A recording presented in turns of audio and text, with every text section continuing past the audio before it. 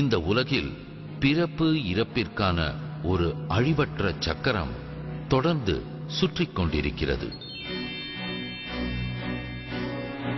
ஆத்மாவானது இந்த உலக நாடக மேடையில் தனது பாகத்தை நடிப்பதற்கான உகந்த நேரம் வரும் வரை தன் வீடாகிய ஆத்மலோகத்தில் இருந்து வருகிறது.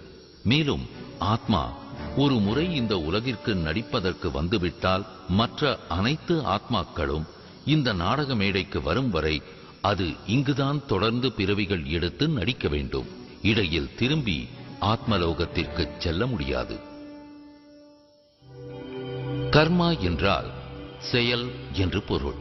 இயற்கையின் விதியான கிரியை மற்றும் பிரதிக்கிரியையோடு இது நேரடியாக சம்பந்தப்பட்டது.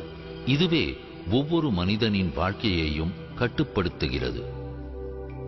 ஒரு ஆத்மா ஒரு குறிப்பிட்ட கருவில்தான் பிறக்க வேண்டும் என்பது எப்படி நிர்ணயிக்கப்படுகிறது? அது ஆண் உடலாக அல்லது பெண் உடலாக இருக்க வேண்டுமா? மற்றும் அது உலகின் எந்த பகுதியில் பிறக்க வேண்டும் என்பதையெல்லாம் யார் தீர்மானிப்பது? இப்படி பலவிதமான கேள்விகளுக்கு நாம் சரியான பதிலை தேடிக்கொண்டிருக்கிறோம். நான் ஏன் இங்கிருக்கிறேன்? அவர் ஏன் அங்கே இருக்கிறார்? இது ஏன் இப்படி நடந்தது? அல்லது இவையெல்லாம் இப்படித்தான் நடக்க வேண்டும் என யாராவது எழுதி கொண்டிருக்கின்றாரா? நமது ஒவ்வொரு செயலும் ஒரு பிரதிபலனை கொடுக்கின்றன. அது இந்த பிறவியிலேயோ அல்லது வரும் பிறவிகளிலோ இருக்கலாம். நாம் செய்யும் ஒவ்வொரு செயலுக்கும் அதற்குண்டான பலன் கண்டிப்பாக கிடைக்கும் என்பது ஒரு அசைக்க முடியாத சத்தியம். இது எந்த ஒரு பாகுபாடு இல்லாமல் நடக்கிறது.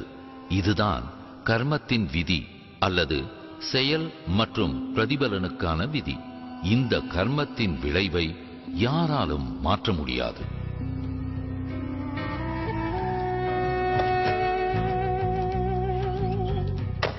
நாம் ஒவ்வொருவரும் எது சரி எது தவறு என்ற சரியான ஞானத்தோடு நமது ஒவ்வொரு செயலும் எப்படி நம்மையும் பிறரையும் பாதிக்கிறது என்பதை புரிந்து நடந்து கொள்ள வேண்டும். நமது செயலின் பலன் உடனடியாகவோ அல்லது எதிர்காலத்திலேயோ கிடைக்கலாம். அதன் பலன் இனிப்பானதாகவோ அல்லது கசப்பானதாகவோ இருக்கலாம். ஆனால் நான் செய்த செயலுக்கு உண்டான பலன் கண்டிப்பாக எனக்கு கிடைக்கும். எனவே நாம் சிந்தித்து பின் செயல்பட வேண்டும். கர்மத்தின் விதியை புரிந்து கொள்ளாத மனிதர்கள் தங்கள் வாழ்வில் நடக்கக்கூடிய சிறிய சிறிய இழப்புகளையும் பெரிதாக்கி பார்க்கின்றனர்.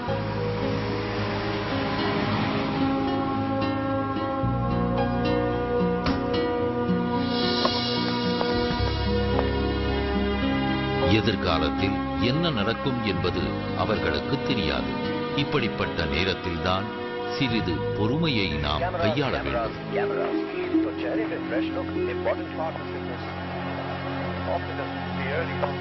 In a shocking incident today, British Airways flight BA582 from Mumbai to Manchester crashed. நமது வாழ்வில் நம்மோடு நடக்கும் ஒவ்வொரு நிகழ்ச்சிகளுக்கும் ஏதோ ஒரு நேரடி காரணம் கண்டிப்பாக உண்டு.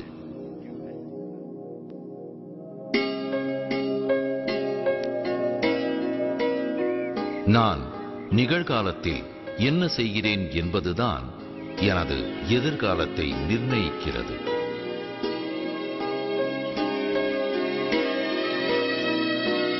உயர்ந்த செயல் என்ற பேனாவின் மூலமாகத்தான் நான் எனது உயர்ந்த எதிர்கால வாழ்க்கையின் கதையை எழுத முடியும். நான் எதை விதைக்கின்றேனோ அதையே அறுவடை செய்கிறேன்.